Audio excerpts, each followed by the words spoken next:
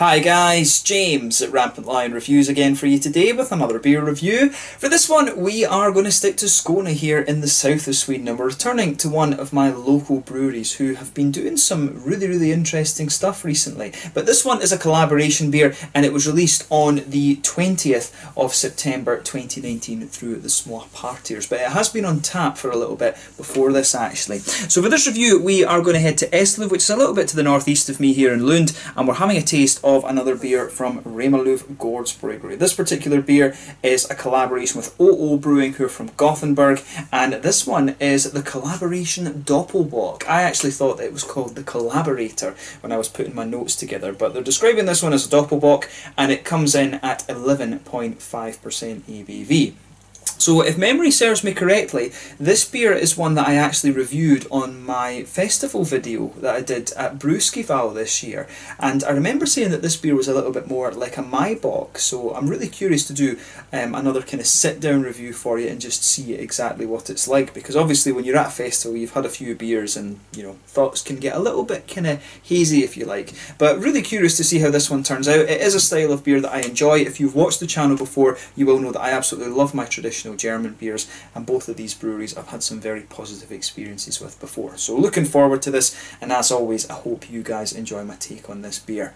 So anyway, as is usual with my reviews then, I'll tell you a little bit about both the breweries involved here before we get on to the tasting. If you want to get straight to the tasting, just fast forward. All the usual links are in the description below. That's the brewery website, it's the link to my other reviews that I've done, both from Remmarlöv Gårdsbryggeri and from Brewing. No doubt there will be some more from both of those guys in the fairly near future. There's all the usual social media. If you want to see more beer reviews, do please consider subscribing to the channel. The whole channel of course has a geography based tagging system, so you can go into the home page and search for beer based on country, city, state, county, prefecture, whatever it is you're interested in. Do check out the playlists of beers from different countries. There is one there for all the Swedish beers that I've reviewed for you. That's being added to whenever I get the chance, and as always please do get in touch and let me know some of the other beers and breweries that you guys would like to see me review. It's always great to hear from you guys that are watching the videos, and the support that you show the channel is hugely appreciated.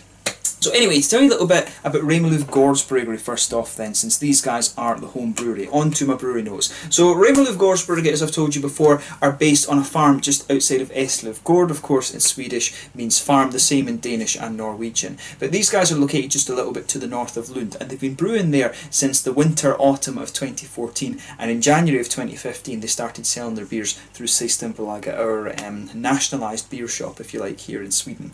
But the owner and founder of this company is Håkan Nielsen, and together with his wife Michelle, he started his business plan for a brewery a couple of years back, and the brewery is located on his family farm. Håkan is apparently the 5th generation of his family to farm the countryside here in Skåne. But the old barn was renovated and a brew house of 1500 litres was installed, and then they hired Hampus Olofsson in August of 2014, and he'd previously worked at Malmö Brewing Company before that. But over the last few years they've been gradually expanding their capacity, and they now have a 3000 litre brew kit, and they've invested in some new fermentation tanks as well. They came, I think, in the spring of 2018, and this takes their capacity up to a possible 800,000 litres of beer per year. But in 2019, they opened up their summer pub, which for the moment opens up every Wednesday, and I think they're planning to extend the number of days for that next year. I think it's just closed actually, but I do hope that I can get out there next summer and have a little look at their summer pub. That would be pretty awesome. And I need to set up a kind of meet the brewer thing with Hampus at some point too. I've met him once or twice and he's a very nice guy, so hopefully I can set up a little meet the brewer interview or something like that with him. It would be cool to go and do a little look around Remmarlöv Gårdsbryggeri for you at some point. So yeah, I'll review quite a number of their beers. My personal favourites that I've had from them so far, some of their New England IPAs that they've been putting out recently have been very good. The Migla was a really nice beer.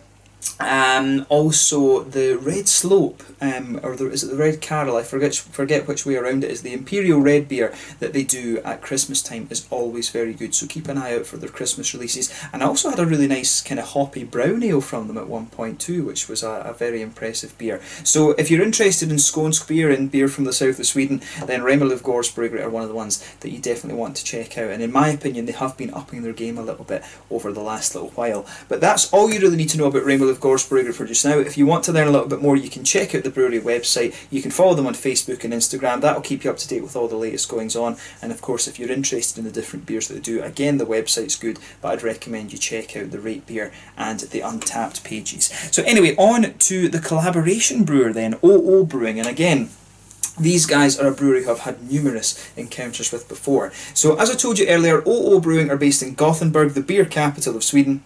And they were founded back in 2011 by Olaf and Ole Andersson, who are no relation to each other, but they are very close childhood friends. And for many years they were also avid home brewers as well. But the pair have always been interested in beers, and Ole had apparently been heavily involved in the Gothenburg beer scene since pre-drinking age. And he was the brewer at Stigbergets Brewery. He was the one that really kind of put them on the map with things like the Amazing Haze, the GBG Beer Week, and all of these kind of things. And this is where the OO Brewing beers were originally produced. So while Ole is brewing, Olaf manages the business side of the brewery, but he also works in Copenhagen at a marketing agency, and apparently they just really enjoy making beers that they would love to drink themselves. In April of 2017 though, Ole left Stigbergets to fully invest his time in OO Brewing, and they invested in a brewery in Hisingen, which is near the Tingsted Bridge, and this is equipped with a 2,000 litre brewing system, which means they can brew up to 500,000 litres of beer per year. In their first year in this brewery they brewed about 100,000 litres, and they're planning to expand this capacity up over the next couple of years. I believe they have expanded it quite a bit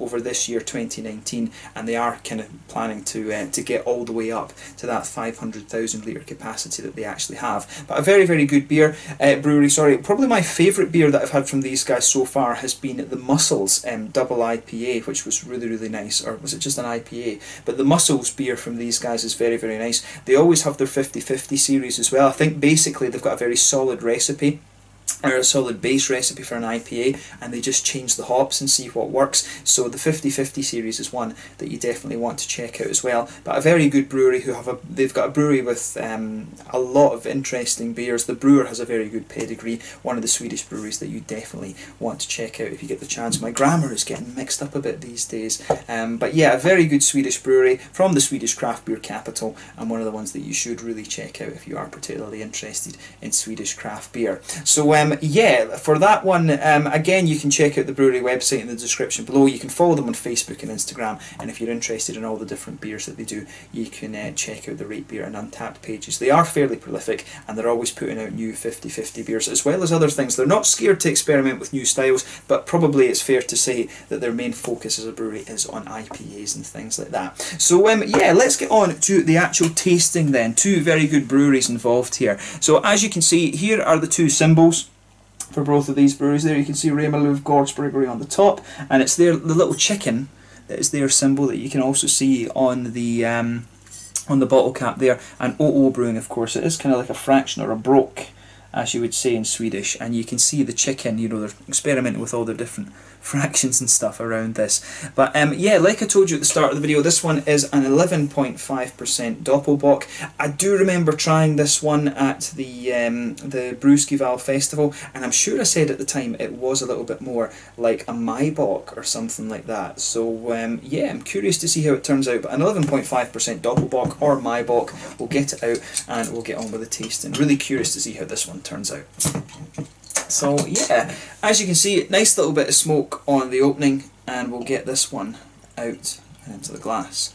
And straight away from the colour of this beer, you can kind of see it is a little bit more like a Maibock or something like this. Usually Doppelbocks are a lot more kind of chestnutty and mahogany and things like that. I have to admit, I don't know what the confusion is with these two styles, the Doppelbock and the Maibock, because they are distinctively very, very different. But quite a few breweries do that. They produce a Doppelbock. I know that Örebro Bryghus are one who have done that, and no, not Örebro Bryghus, Nerka Kulturbryggeri, who are from Örebro. They've produced a Doppelbock as well, and it is actually just a very strong Maibock in my opinion. But yeah, as you could see with this beer when we poured it out, it had about a 2/3 finger, and I would say it was a very light kind of beigey colour finger, this one. If I put the light through it, you can see it is actually quite a nice coppery colour, this one. I think, yeah, coppery is probably the best descriptor for it. That head is just faded away to be a very thin layer. One or two big bubbles sticking towards the side of the glass now, and a few little ones just heading up towards the bottom of that that head, or that thin foamy layer as it is now. But really, really nice looking beer, this one. Nothing overly surprising about this beer when you consider that it is a Maibock. You might think, if you are thinking that this beer is a Doppelbock, you might think that it is a little bit lighter, which is true. You know, a Doppelbock usually should be more of a kind of mahogany colour, but this one is a little bit more kind of coppery and things. But yeah, it looks like a nice beer, so let's take a closer look at the aroma and just see how we get on with this one. Oh yeah, that smells really nice actually. So, what you're going to notice out of this beer straight away, there is quite a lot of brown sugar in there. You can definitely pick up quite a nice sweet caramel to it, but at the same time it comes across as really oily and syrupy, but also quite toasted and well fired. There is definitely a little bit of a biscuity note to this one. You can smell some of those nice German malts under there though. You can pick up that there is a little bit of a kind of breadiness to this. And you know, the Bock beers, it's usually the malt base, and I don't know if they use a different yeast for them, but usually the Bock beers are just a little bit kind of stronger than the regular Helles and Dunkels and all of these kind of things. Bock beers, from what I remember, used to kind of sit up around the kind of 6% actually, but some of them can be down about 5.5. A standard German beer tends to be between like 4.8 and 5.2 normally, but of course at 11.5%, this one is a little bit of a monster. Even the normal German Doppelbock, such as the Celebrator and things, I'm sure the Celebrator, it's either 7.5 or like 7.8, it's somewhere in that kind of region. So normally a German Doppelbock between 7.5 and 8%. So this one is by some margin a bit of a monster. Let's just say that. But yeah, you can smell those lovely German bready malts underneath it. Good little bit of a bready quality in there. There are some woody and slightly nutty tones coming out of this one. I'd say it's more woody rather than nutty, right enough. But a nice sort of bready base. You can smell the booze coming out of this beer straight away. But a lot of the brown sugary notes that you get out of this kind of cover that a little bit. So yeah, on the hoppy side of things, on the hoppy side of this beer, nice little bit of a kind of earthy quality. You know, those German noble hops, you've got a little bit of that sweet earthiness. You can pick up some floral notes, a little bit of a grassy quality as well, and some nice sort of juicy fruity notes to this beer as well. The fruity notes out of this beer are quite interesting because there is almost a little bit of a red fruity quality. It's almost got a little bit of sharpness to it, a little touch of a berry sharpness, but it's got some kind of strawberry jammy qualities to it as well, which is really interesting. So yeah, a little bit of a kind of strawberry jamish note, a little bit of a sharper berry than that too, but you also get some of these appley and kind of peary esters that you would normally expect from a sort of traditional German beer style. But I mean, overall it's a really interesting aroma that's on this beer. I mean, check it out, and you know, as I always say, take a little bit of time and enjoy the aroma of the beer before you get stuck into it. But we're going to have a taste of this one now and just see how we get on. So this one is the Collaborator, or the Collaboration Doppelbock, whatever its name actually is. I'll need to check that before I post the video. A collaboration brew between Remmarlöv Gårdsbryggeri and from Eslöv here in Skåne in the south of Sweden, and Brewing from Gothenburg. So yeah, let's get stuck in. Slange, skål, a Doppelbock at 11.5%. Slange, cheers.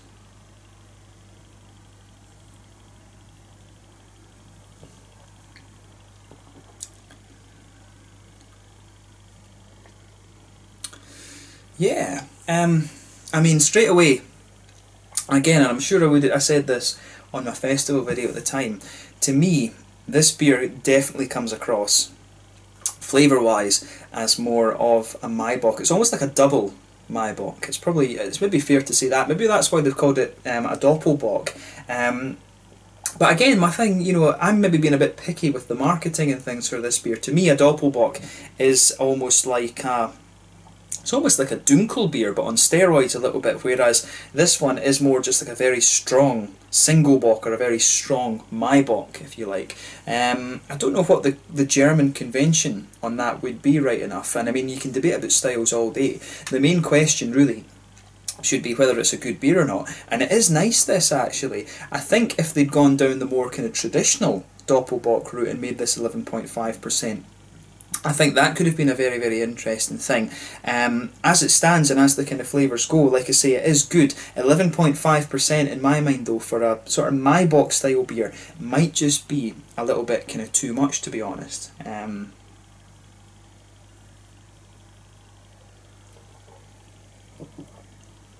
because this is a beer that you would never age one of these, to be honest with you. The Germans would never ever age a Maibock, really.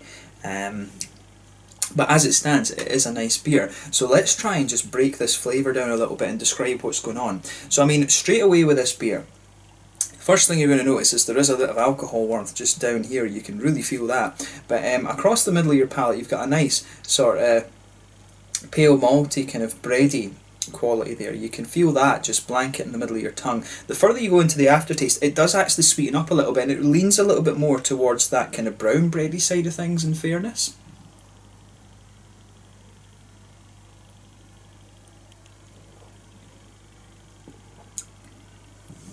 And in the very centre of your palate, you can definitely pick up a little bit of that quite sweet caramel. There's definitely a bit of a straight up caramel to this one, and as you move further out from the middle of your palate, it becomes a little bit more kind of biscuity. You can feel with this beer just how boozy it is, in fairness, but as you come further forward along the sides of the tongue, if you just move in a little bit from the front corners of your palate, you can definitely pick up some nice kind of woody qualities in there.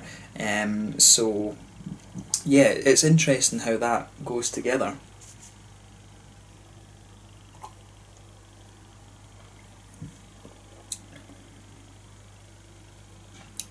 Yeah, I really like how that. I really like how this one goes together. I mean, as I was saying earlier, I think 11.5% might be a little bit high in alcohol for this style, but at the same time, it doesn't. It doesn't feel. The only place you really notice the booze is just down here. You do get that warmth in your chest, if you like, but in terms of the actual flavour, the beer is actually quite good at covering it. I mean, I think if you can tell that this beer is a little bit more boozy, but if it was like 8% or something compared to what it is at 11.5, I don't think you're going to notice too much of a difference if you compare two beers that were like that, one at 8.5 and one at 11.5. But yeah, I like how the malt base goes together in this one. This is just a nice big oily beer, actually. And the other thing that you'll notice about this, if you compare it to the German Maibock, for example, this one comes across as being very, very clean, and it's just due to the quality of the water and things like that. It has a nice wetness to the oiliness that you would get in the mouthfeel, actually. But it's a nice beer, this one. I wouldn't hesitate to drink it again, but I would probably want a smaller bottle than this. 330 millilitres of this at 11.5%. It's good for a Friday night when you just want to chill out, but to drink one of these yourself is a bit, it is pushing it a little bit, let's just say that. On the hoppy side of this beer then, back corners of your palate, you've got a nice little bit of that typical sweet, noble German earthiness in there. As you come further forward, that just kind of fades away a little bit. Then eventually, as you reach the front corners of the palate, it's got a nice floral aromaticity. Then round the very front curve of the palate, it's a little bit lighter and more grassy in my mind.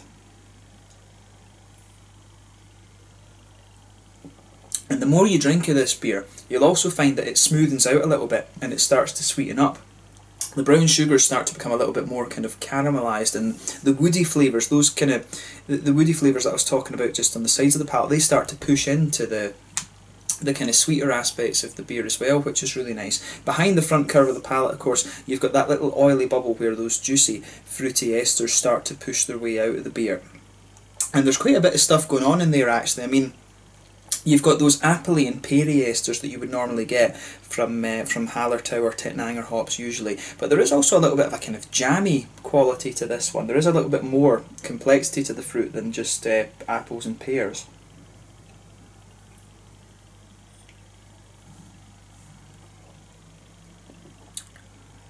Yeah, I mean, it's almost a little bit, it almost has like a little bit of a kind of sultana quality to it. I want to say there's a teeny little bit of like an orangey, marmalade-y type quality to this beer as well, but that's quite minimal compared to the sort of sultanas and the appley and peary qualities that the beer has. But I mean, overall, as a beer, it's nice. You can tell it's well crafted, but this is a bit of a boozy beast. I mean, it's a bit of a stretch to kind of do this one on your own. I can feel the booze going to my head already with this beer, but it's nice. As I say, my one gripe with it would be They're marketing it as a Doppelbock, and I would argue more that it's more like a very strong Maibock.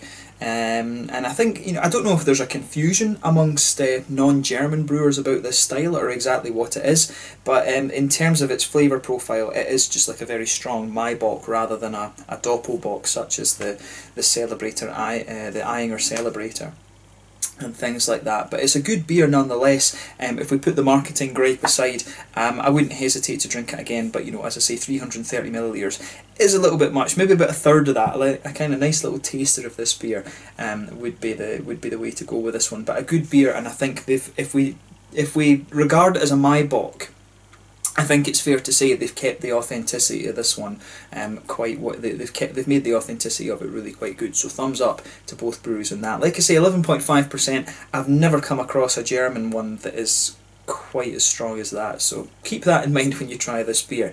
In terms of the mouthfeel, I would describe this one as being pretty full-bodied. The carbonation's really smooth. The mouthfeel overall, it does have a good bit of oiliness to it. As I mentioned earlier, there's a little bit of that wetter feel because of the quality of the water that's in here.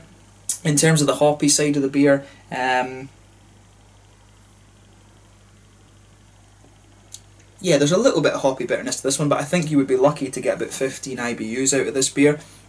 Malt base, like I say, is very smooth, but you do get quite a bit of an oily sweetness to it at the same time. The malt base really does lean towards that sweetness, and you get that booziness out of it as well. Nice little bit of a kind of juicy and oily fruity quality in there as well. And overall, this beer is really quite well balanced. As I've mentioned a few times, it keeps the authenticity, that German authenticity, really well. It really is just more like a very strong Maibock compared to what I would have expected of a Doppelbock, in my opinion. And I'm sure I said the same thing during my festival video that I did at Brewskival as well. But both breweries have done a nice job of this one. It would be cool to see them do some more German styles actually. It'd be interesting to see them do like an authentic Celebrator style Doppelbock, if that made sense, and some Dunkels and Helles and Schwarzbiers and things like that. I'd love to see that from both of these breweries, so maybe that's a project that they can have a look at going forward. A Rauch beer would be a really interesting project for them as well. But a very good beer, cool to see these breweries collaborating, of course, and I hope you guys have enjoyed my take on this one. So let's just leave it at that. This one is the Collaboration Doppelbock, or the Collaborator as I thought it was called, from Remmarlöv Gårdsbryggeri here in Skåne in the south of Sweden, and OO Brewing, who are a very well regarded brewery from Gothenburg up on the west coast, not too far away from Norway. So yeah, once again, thank you for watching my beer reviews. Until the next time, please like, subscribe, share, all the usual YouTube stuff. Let me know your own thoughts on the beer in the comment section below. Let me know what your favourite beers are, both from Remmarlöv Gårdsbryggeri and from OO Brewing. I'm sure I'll return to both of them in the fairly near future. But thank you again for watching, and I hope you guys have enjoyed my take on this beer. Make sure you check out my social media, make sure you check out both of these breweries, and I will catch you guys again very, very soon. The Collaboration Doppelbock from Remmarlöv Gårdsbryggeri and OO Brewing, both from over here in Sweden. Slange, skål, cheers.